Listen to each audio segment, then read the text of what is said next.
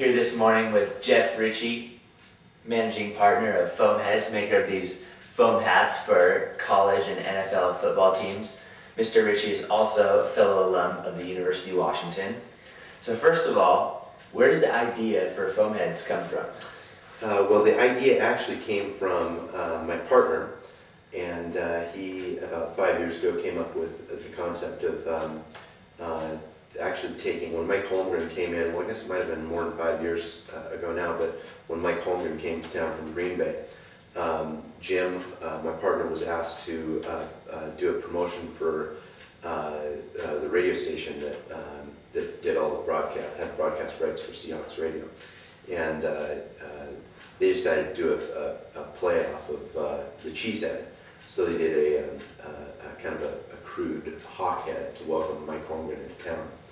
And so it was a pretty big hit. And so what they did is they took this concept and did a hawk head, but then went around the league and got licensed with the NFL and the NCAA. And so went ahead and got trademarked and got licensing agreements in place and went to production on all 32 NFL foam heads and 56 different college heads.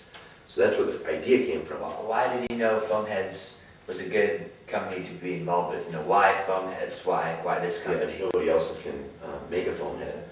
Nobody else that can get licensed with either the NFL or NCAA to do foam head, those kinds of things. But nobody can go out and make a Seattle Seahawks foam head. We're the only ones that can do that.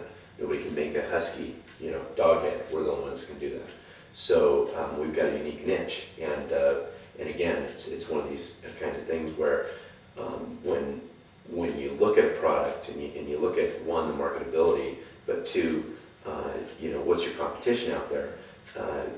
You get a product that you corner the market, plus it's a unique and interesting concept, and it seemed to me like a no-brainer. You mentioned you have over 80 different products. You must have a lot of inventory. How do you pay for all this? How did you fund this business? Yeah, well, we actually self-funded. As I mentioned, I come from a commercial development background, so we were kind of in a unique position. So depending on how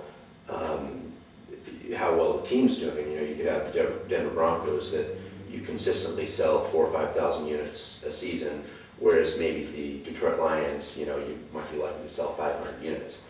So so there's a significant investment, to your factories overseas where you've got minimum order quantities. You have to go into production on a minimum of 1,000 units per team, and it's a significant investment. And then you take, like you mentioned, over 56 different products just in the Foamheads line. You're talking hundreds of thousands of dollars worth of money to produce these products. What has been your greatest challenge throughout this whole process of Foamheads? Definitely the manufacturing and distribution components of those things, like how many pieces can we fit in a box, making sure that you communicate that to your factories overseas. They're going to do whatever easiest, so that if the box is this big and they put 2 or 3 heads in it and ship it over, you're filling up a container full of air, a 40-foot container full of air that's costing you $2,000 or $3,000 to ship over here, and you can get 50 to 60% more units in these master cartons, master carton sizes. What's the best master carton to use? You go too small, you can't fit as many units in. You go too big, it might skew out or dim out in such a way that is cost prohibitive to ship across country. You're not waiting all the way until August or September when football season starts. You're planning in January. Most of these retail, whether they're small retail shops or mass big box retailers, they'll have planograms. So what they do is they set up all their all their shelf space. They plan everything out. They know exactly how much of what product they're going to buy. They know exactly how many turns they're going to have on each product throughout the whole year.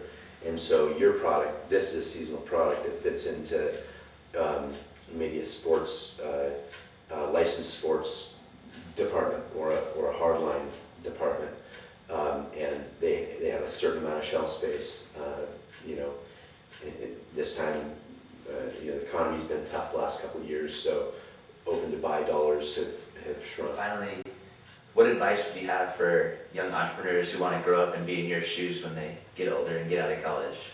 I'd say I've always kind of thought about the idea of, when you're passionate about something and something that really interests you, that you're always going to do that well. You're going to be